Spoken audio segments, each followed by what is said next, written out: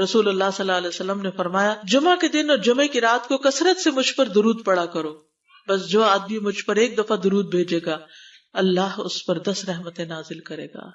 اللہم صلی علی محمد۔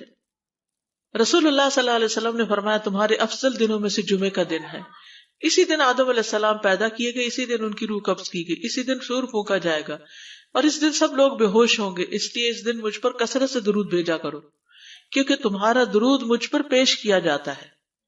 کہتے ہیں لوگوں نے پوچھا یا رسول اللہ ہمارا درود آپ پر کس طرح پیش کیا جائے گا جبکہ آپ کا جسم بوسیدہ ہو چکا ہوگا؟ تو آپ نے فرمایا بے شک اللہ عز و جل نے انبیاء کے جسموں کو زمین پر حرام کر دیا ہے، یعنی فرشتوں کے ذریعے آپ تک درود پہنچایا جاتا ہے۔ انبیاء کے جسموں کو مٹی نہیں کھاتی، صحیح سلامت ہوتے ہیں ان کے جسم۔ سورۃ الکہف پڑھنا، نبی صلی اللہ علیہ وسلم نے فرمایا جو شخص جمعہ کے دن سورۃ الکہف پڑھتا ہے تو اس کے لیے دوسرے جمعے تک نور روشن رہتا ہے۔ غسل کرنا، ہر بالغ پر جمعہ کے لیے جانا ضروری ہے اور ہر وہ شخص جس پر جمعہ کے لیے جانا ضروری ہے اس پر غسل ہے، یعنی اس کو لازمی غسل کرنا چاہیے، اللہ یہ کہ کوئی مجبوری ہو۔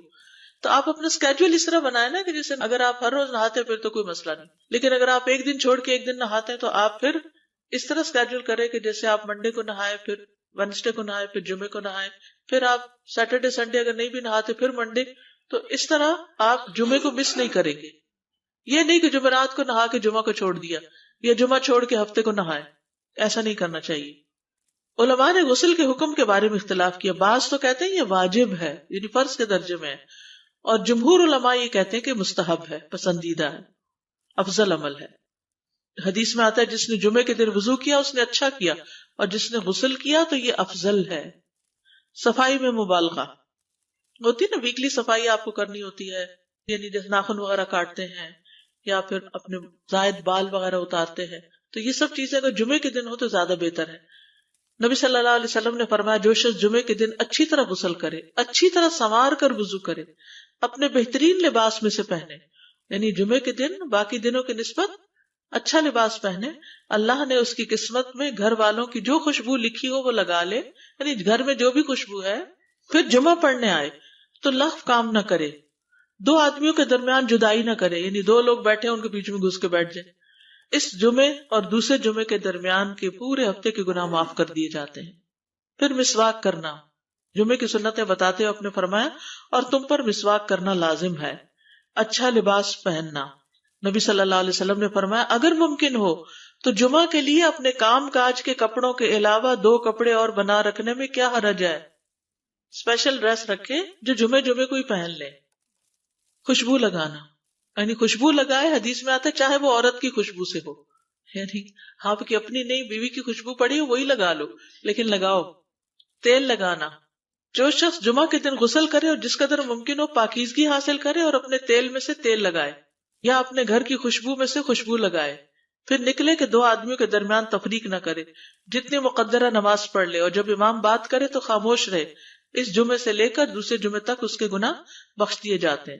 جمعہ کا وقت، سورج ڈھلتے ہی جمعہ پڑھنا، سورج ڈھلتے ہی جمعہ پڑھنا، اول وقت جمعہ پڑھنا، بہت لیٹ نہیں کرنا چاہیے۔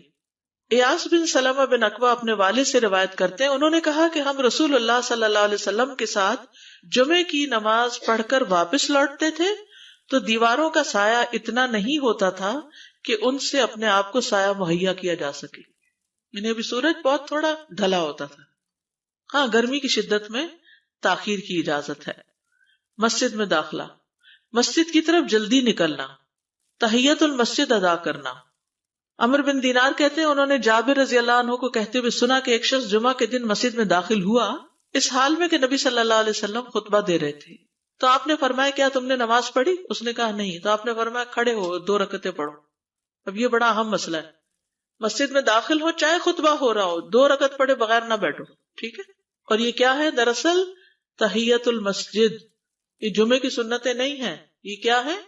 تحیت المسجد ہے، اور مختصر پڑھی جائیں، یعنی امام جب خطبہ دے رہا ہو تو چاہیے کہ 2 رکعتیں پڑھے اور دونوں میں اختصار کرے۔ نماز سے قبل ہلکا بنانے کی ممانعت، مثلا آپ جلدی چلے گئے تو یہ نہیں کہ ایک گروپ بنا کے آپس میں گپ شپ شروع کر دیں، نہیں، سیدھے ہی لائنوں میں بیٹھیے۔ انتظار کا وقت کیسے گزاریں گے؟ نفل پڑھ کے بیٹھ گئے، ذکر اذکار کریں، قبلے کی طرف رخ کر کے لائنوں میں بیٹھیں، حلقہ نہیں بنائیں، بیٹھ کے خرید و فروخت نہیں کریں، تاخیر سے آنے پہ گردنیں پھلانگ کے نہ آگے جائیں۔ رسول اللہ صلی اللہ علیہ وسلم نے فرمایا ٹیک لگا کے مت کھاؤ، یہ عام ایک ادب بتایا، یعنی اس طرح ٹیک لگا کے نہیں کھاؤ، کھانے کے وقت سیدھے ہو جاؤ۔ چھنے ہوئے آٹے کی روٹی نہ کھاؤ، میدا۔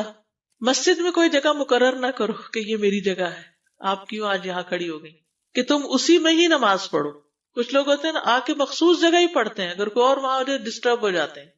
اور جمعہ کے دن لوگوں کی گردنیں نہ پھلانگو، ورنہ اللہ تمہیں قیامت کے دن لوگوں کے لیے پل بنا دے گا۔ کیونکہ بہت اذیت کی بات ہے نا، آپ بیٹھے ہیں لوگ باقاعدہ بعض اوقات کندھوں پہ ہاتھ رکھ کے اس کو تنگ کر اس کو تنگ کر، تو یہ نہیں کرنا چاہیے۔ اگر آپ کو اٹھنا بھی پڑ گیا بیچ میں تو واپسی پہ پیچھے کھڑے ہو جائیے، اگلی لائن مل جائے گی۔ جی یہ تو بہت ضروری بات آپ نے کی کہ جب لوگ مسجد آئے تو پہلی صف میں بیٹھے، یعنی پہلی چھوڑ کے آخری میں بیٹھ جائیں اور پھر لوگ ان کی گردنیں پلانگتے رہیں، دوسروں کے لیے فتنہ بننا۔ جابر بن عبداللہ رضی اللہ عنہ سے روایت ہے کہ جمعے کے دن رسول اللہ صلی اللہ علیہ وسلم خطبہ ارشاد فرما رہے تھے کہ ایک آدمی مسجد میں داخل ہوا، وہ قریب آ کر بیٹھنے کے لیے لوگوں کے اوپر سے گزرنے لگا۔ رسول اللہ صلی اللہ علیہ وسلم نے فرمایا بیٹھ جاؤ، تحقیق تم نے لوگوں کو تکلیف پہنچائی اور دیر سے آئے۔ یہ عربی کے الفاظ بڑے خوبصورت ہیں، اجلس فقد آذیت و آنیت، کتنی جامع زبان ہے یہ۔ اجلس فقط آذیت، تو نے اذیت دی، و آنیت، اور دیر سے آئے۔ ہاں تو اس سے منع کیا جائے۔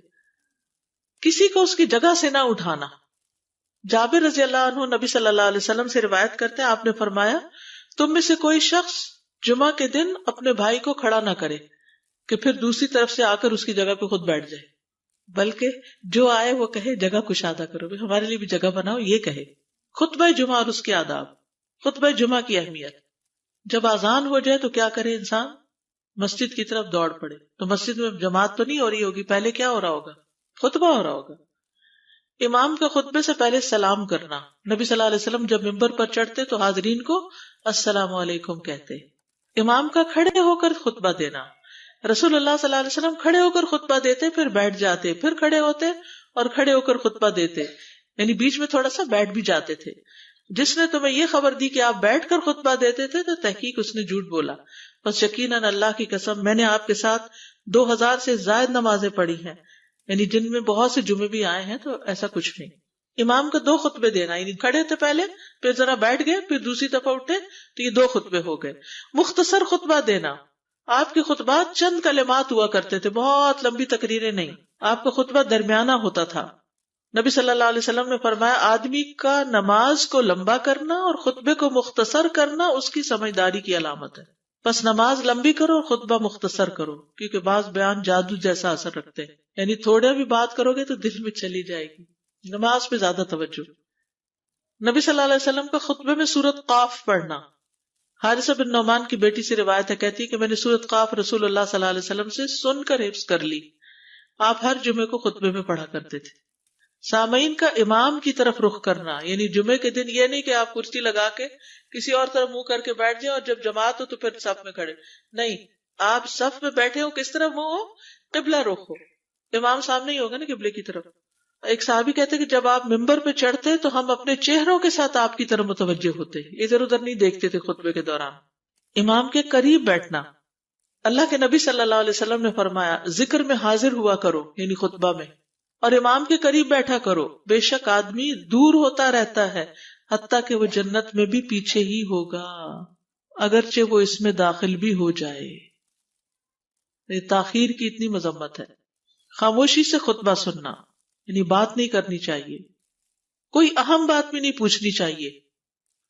ابن مسعود سے روایت ہے کہ انہوں نے ابی ابن کعب سے قرآن کی کسی آیت کے بارے میں سوال کیا جبکہ اللہ کے نبی خطبہ دے رہے تھے، تو انہوں نے اعراض کیا اور کوئی جواب نہ دیا۔ پھر جب آپ نے نماز پڑھائی تو ابی کہنے لگے تمہارا جمعہ ہی نہیں ہوا۔ تو ابن مسعود نے رسول اللہ صلی اللہ علیہ وسلم سے پوچھا تو آپ نے فرمایا ابی نے سچ کہا، کوئی بات کرنے کی اجازت نہیں، یہ کہنے کی بھی کہ چپ ہو جاؤ یہ بھی اجازت نہیں۔ عبداللہ بن مسعود کہتے کہ جب امام جمعہ کے لیے آ گیا پھر تمہارا اپنے ساتھی سے یہ کہنا کہ خاموش رہو لغویت کے لیے کافی ہے، یہ بھی لغو بات ہے۔ کوئی لغو حرکت نہ کرنا، کنکریوں سے نہ کھیلنا، فون سے نہیں کھیلنا، میسیجز چیک نہیں کرنا، انگلیوں میں انگلیاں ڈال کے پٹاخے نہیں بجانا، گوٹ مار کے نہیں بیٹھنا. گوٹ مار کے کیسے بیٹھتے ہیں؟ گھٹنے اوپر کر کے اور یوں ایسے گھٹنوں کے گرد ہاتھ ڈال کے. کئی دفعہ ایسے نظر آتا ہے کہ خطبے میں لوگ اس طرح بیٹھے ہوتے ہیں کیونکہ پتہ نہیں ہے. یعنی آپ چوکڑی مار سکتے ہیں. آپ سب سے افضل پوزیشن تو یہ ہے کہ جیسے نماز کے اتحیات میں ہم بیٹھتے ہیں، لیکن کچھ لوگ اس طرح بیٹھ نہیں سکتے، چلے کرسی میں بیٹھ جائیں. اگر کرسی نہیں ہے، نیچے بیٹھے ہیں، تو چوکڑی مار کے بیٹھ جائیں، مگر ٹانگیں اس طرح پیٹ کے ساتھ لگا کے گھٹنوں پہ ہاتھ کو بل دے کے اس طرح نہیں بیٹھے. اگر مجبوری ہے تو وہ اور بات ہے، لیکن یہ کہ بلا وجہ نہیں کرنا چاہیے کیونکہ ادب کے خلاف ہے. اونگ آنے پر جگہ بدلنا. نبی صلی اللہ علیہ وسلم نے فرمایا اگر جمعہ کے دن کسی کو مسجد میں اونگ آنے لگے تو اپنی اس جگہ کو دوسری جگہ سے بدل لے. کہ بعض اوقات ایسا ہوتا ہے نا، خطبے کے وقت بڑی سکینت ہوتی ہے اور آخری خطبہ تو آپ نیند میں ہی سنتے ہیں. نماز جمعہ کی رکعت 2 رکعت ہے فرض بس. جمعہ کی نماز 2 رکعتیں ہیں اور ان دونوں میں قرات ہوتی ہے. نبی صلی اللہ علیہ وسلم جمعے میں سبح اسم ربک الاعلی اور حل اتاک حدیث الغاشیہ پڑھتے. کبھی جمعہ اور عید کٹھے ہو جاتے تب بھی دونوں نمازوں میں یہی سورت پڑھتے تھے. ٹھیک ہے. اسی طرح صبح کی نماز میں جمعے کے دن الف لام میم التنزیل اور حل اتی علی الانسان کی قرات کرتے اور نماز جمعہ میں سورۃ الجمعہ اور منافقین کی تلاوت کرتے. یعنی یہ بھی ملتا ہے. فرض کے بعد 2 رکعت پڑھنا. عبداللہ بن عمر سے روایت ہے انہوں نے رسول اللہ صلی اللہ علیہ وسلم کی نفل نماز کو بیان کیا اور کہا کہ آپ جمعے کے بعد کوئی نفل نماز نہیں پڑھتے تھے حتیٰ کہ واپس تشریف لے جاتے پھر اپنے گھر میں 2 رکعت پڑھتے تھے. اب جو لوگ گھر نہیں جاتے تو پھر وہیں پر وہ پڑھ لیتے ہیں، ورنہ آپ صلی اللہ علیہ وسلم اپنی سنتیں وغیرہ گھر میں پڑھتے تھے. اور اسی طرح 4 بھی پڑھی جا سکتی، 2 بھی ہیں 4 بھی ہیں. آپ صلی اللہ علیہ وسلم نے فرمایا جب تم میں سے کوئی جمعہ پڑھ چکے تو اس کے بعد 4 رکعتیں پڑھے. یہ آپ کا حکم ہے. تو جب آپ کا 2 چیزیں ہوتی ہیں سمجھنے کے لیے، ایک آپ کا فعل ہوتا ہے اور ایک آپ کا حکم ہوتا ہے. تو ہمارے لیے کیا ہے جو آپ کا حکم ہو. جمعے کے بعد کوئی اور نماز پڑھنے سے پہلے گفتگو کرنا، یعنی سنت پڑھنے سے پہلے گفتگو کرنا. اسما بن مالک سے مرفوعاً روایت ہے کہ جب تم میں سے کوئی آدمی جمعہ کی نماز پڑھے تو اس کے بعد اس وقت تک کوئی نماز ادا نہ کرے جب تک کسی سے کلام نہ کرے یا اس جگہ سے نکل نہ جائے. پہلے منع تھا، اب کوئی نہ کوئی بات کر لینی چاہیے. نہیں سمجھ آئی؟ یعنی جمعہ پڑھ لیا آپ نے اور پھر کسی سے آپ سلام دعا کر لیں، اس کے بعد سنت پڑھیں یا نفل جو بھی. ٹھیک ہے. اور گھر جانا ہے تو گھر جا کے پڑھیں، اور اگر گھر نہیں جانا، کام پہ جانا ہے تو ادھر ہی پڑھ کے چلے جائیں. کتنا پیارا ہے ہمارا دین کہ اتنا لمبا بھی چپ کا روزہ نہیں رکھوایا. بالکل. عاصم سے روایت ہے، وہ ابو قلابہ سے نقل کرتے ہیں، میں نے ان کے ساتھ جمعہ کی نماز پڑھی. جب میں نے اپنی نماز پوری کر لی انہوں نے میرے ہاتھ کو پکڑا اور میری جگہ پر کھڑے ہوئے اور مجھے اپنی جگہ پہ کھڑا کیا. وہ جو ہم چینج کرتے ہیں نا جگہ، وہ اس کی بات ہو رہی ہے. یعنی جمعے کے بعد کوئی اور نماز پڑھنے سے پہلے بات بھی کر لینا، جگہ بھی تبدیل کرنا. لیکن اگر کچھ لوگ پہلے سے ہی آپ کی سنتیں شروع کر چکے اور کوئی چینج کرنے والا نہیں تو پھر پڑھ لیجئے. یعنی یہ مستحب اعمال ہے، ان میں ایسا نہیں کہ کوئی گناہ لازم ہو جائے گا، لیکن افضل یہ ہے، افضل سے اجر زیادہ ہو جاتا ہے. جمعہ کے دیگر احکام. 1 رکعت پانے پر بھی جمعہ ادا ہو جاتا ہے. یعنی اگر کسی کو رش مل گیا، پارکنگ نہیں ملی اور 1 رکعت میں بھی پہنچ گیا تو جمعہ ہو گیا. امام سے دعا کا کہنا. انس کہتے ہیں کہ ایک سال نبی صلی اللہ علیہ وسلم کے عہد میں لوگ قحط میں مبتلا ہوئے. جمعہ کے دن میں نبی صلی اللہ علیہ وسلم کے خطبہ پڑھنے کے دوران میں ایک اعرابی کھڑا ہو گیا. کہا یا رسول اللہ، مال تباہ ہو گئے، بچے بھوکے مرنے لگے، اس لیے آپ اللہ سے ہمارے حق میں دعا کیجیے. آپ نے اپنے دونوں ہاتھ اٹھائے. اس وقت آسمان پر بادل کا ایک ٹکڑا بھی نہیں تھا. قسم ہے اس ذات کی جس کے ہاتھ میں میری جان، آپ نے ہاتھ اٹھائے بھی نہیں تھے کہ پہاڑوں کی طرح بادل کے بڑے بڑے ٹکڑے امڑ آئے. یہ معجزہ ہے آپ کا، آپ کی دعا قبول ہو گئی. پھر آپ ممبر سے ابھی اترے نہیں تھے کہ میں نے آپ کی داڑھی پر بارش کے قطروں کو ٹپکتے ہوئے دیکھا. اس دن خوب بارش ہوئی. پھر دوسرے دن، تیسرے، چوتھے، حتیٰ کہ دوسرے جمعے تک سلسلہ جاری رہا. دوسرے جمعے وہی عربی یا کوئی اور کھڑا ہو گیا اور کہا یا رسول اللہ، چھتیں گر گئی، مال ڈوب گیا، اس لیے آپ ہمارے لیے اللہ سے دعا کیجیے. چنانچہ آپ نے اپنے دونوں ہاتھ اٹھائے اور فرمایا اے میرے اللہ، ہمارے ارد گرد برسا، ہم پر نہ برسا. اور بدلی کے جس طرف اشارہ کرتے وہ بدلی ہٹتی جاتی اور مدینہ ایک حوض کی طرح ہو گیا. وادی کنات 1 مہینے تک بہتا رہا. جو شخص بھی کسی علاقے سے آتا تو اس پر بارش کا حال بیان کرتا. جیسے ہوتا ہے نا کوئی فلڈ آ جائے، کچھ ہریکین، تو پھر ہر کوئی موضوع گفتگو ہو جاتا ہے. جمعہ کے بعد قیلولہ کرنا. انس کہتے ہیں کہ ہم لوگ جمعہ کے دن سویرے نکلتے اور جمعہ کی نماز کے بعد قیلولہ کرتے تھے. جمعہ کے بعد کھانا کھانا. سہل کہتے ہیں کہ ہم نہ تو قیلولہ کرتے نہ دوپہر کا کھانا کھاتے مگر جمعے کے بعد. لنچ کب ہے؟ جمعے کے بعد. جمعے کو قیام و سیام کے لیے خاص کرنے کی ممانعت ہے، یعنی اس دن کی رات کو شب جمعہ منانا کہ اس رات پوری عبادت کریں گے، یہ سنت سے ثابت نہیں. ٹھیک ہے. اور دن کو روزے کے لیے خاص کرنا یہ بھی سنت سے ثابت نہیں، الا یہ کہ کوئی معمول کا روزہ رکھتا ہے، ایام 20 کا روزہ ہے تو وہ اور بات ہے. ابو ہریرہ سے روایت ہے کہ میں نے رسول اللہ صلی اللہ علیہ وسلم کو فرماتے ہوئے سنا، تم میں سے کوئی شخص جمعہ کے دن روزہ نہ رکھے مگر یہ کہ اس کے ایک دن پہلے یا اس کے بعد کا دن ملا کر روزہ رکھے. جمعہ کے دن خرید و فروخت کی ممانعت ہے. جمعہ کے دن جب نماز کے لیے پکارا جائے تو اس وقت اللہ نے خرید و فروخت سے منع کیا ہے. وَذَرُوا الْبَيْعَ، اس دن کاروبار حرام ہے. اور یہ جمعے کی دوسری اذان کے ساتھ تعلق رکھتا ہے، یعنی صبح صبح کام کر سکتے ہیں لیکن اذان ہوتے ہی چھوڑ دیں، اور جب پھر جمعہ سے فارغ ہو جائے تو دوبارہ دکان پہ جا کے بیٹھ جائیں. جابر بن عبداللہ کہتے ہیں کہ نبی صلی اللہ علیہ وسلم جمعہ کے دن خطبہ ارشاد فرما رہے تھے کہ مدینہ میں ایک تجارتی قافلہ آیا. رسول اللہ صلی اللہ علیہ وسلم کے صحابہ اس کی طرف لپک پڑے اور آپ کے پاس مسجد میں صرف 12 آدمی بچے. تو رسول اللہ صلی اللہ علیہ وسلم نے یہ صورت دیکھ کر فرمایا، اس ذات کی قسم جس کے ہاتھ میں میری جان ہے، اگر تم سارے کے سارے چلے جاتے اور کوئی بھی باقی نہ بچتا تو اس وادی میں آگ بہہ پڑتی. یعنی اتنا بڑا جرم ہے یہ. پھر یہ آیت نازل ہوئی، وَإِذَا رَأَوْا تِجَارَةً أَوْ لَهْوًا انفضوا إِلَيْهَا وَتَرَكُوكَ قَائِمًا، جب وہ کوئی سودا بکتا دیکھیں یا کوئی تماشا نظر آ جائے تو اس کی طرف دوڑ جاتے ہیں اور آپ کو کھڑا ہی چھوڑ دیتے ہیں. راوی کہتے ہیں جو 12 آدمی رسول اللہ صلی اللہ علیہ وسلم کے ساتھ رہے ان میں ابو بکر اور عمر رضی اللہ عنہ بھی شامل تھے. جمعے کے دن قبولیت کی گھڑی ہوتی ہے، اس وقت اللہ سے بھلائی مانگنی چاہیے. رسول اللہ صلی اللہ علیہ وسلم نے فرمایا، جمعے کے دن میں ایک گھڑی ایسی ہے کہ کوئی مسلمان اللہ سے کسی خیر کا سوال کرتے ہوئے اس کی موافقت نہیں کرتا مگر اللہ اسے وہی خیر عطا کر دیتا ہے. فرمایا یہ ایک چھوٹی سی گھڑی تھوڑی دیر کے لیے ہوتی ہے اور یہ ہر جمعے کو ہوتی ہے. ٹھیک ہے.